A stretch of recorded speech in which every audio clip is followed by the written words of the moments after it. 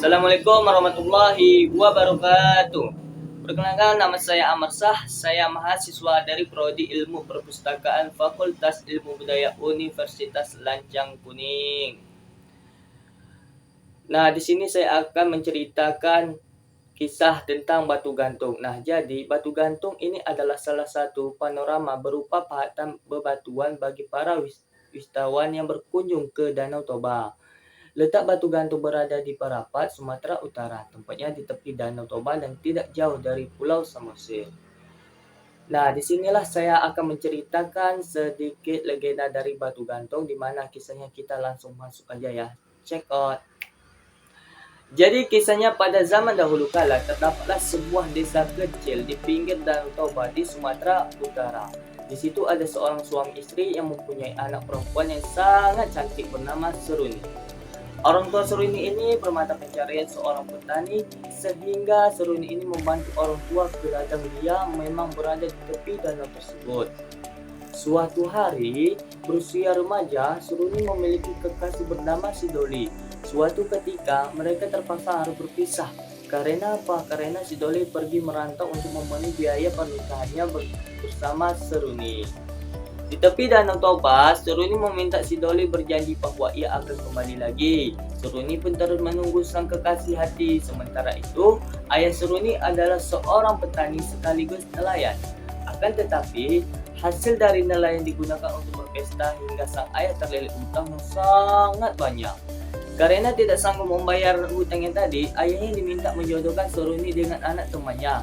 Tidak punya pilihan lain, ayah Seruni menyetujui saat ayahnya sedang berbincang dengan sang ibu mengenai perjodohan itu. Seruni tidak sengaja mendengarkannya, ia pun menangis dan teringat akan janjinya kepada Sidoli. Keesokan harinya, Seruni pergi ke ladang seperti biasa, tetapi dalam keadaan hati yang sangat sedih, Seruni hanya berdiam membari melamun. Karena teringat akan rencana perjodohannya, tanpa disadari ia menangis terseduh-seduh sambil berjalan ke Danau Toba. Ketika sampai di tepi Danau Toba, Seruni terperosok ke dalam lubang batu yang sangat besar dan sangat gelap.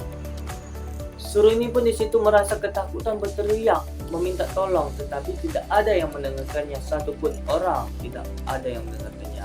Saat itu ada anjing Seruni bernama Toki. Ia melihatnya tetapi tidak bisa berbuat apa-apa.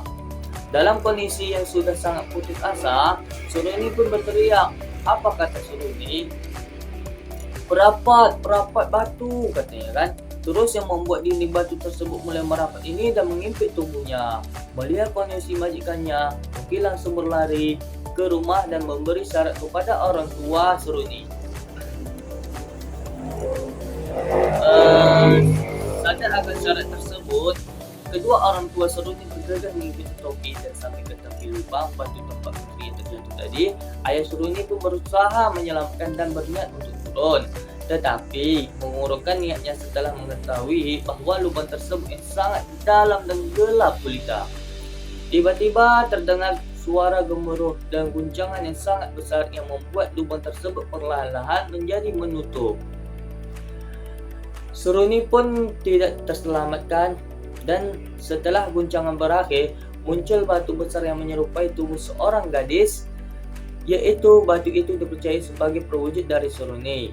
Barulah masyarakat sekitar kemudian dibuat namanya itu sebagai batu gantung. Sekian dari cerita saya. Apa ada kekurangan dalam cerita saya mohon maaf, saya akhiri. Wassalamualaikum warahmatullahi wabarakatuh.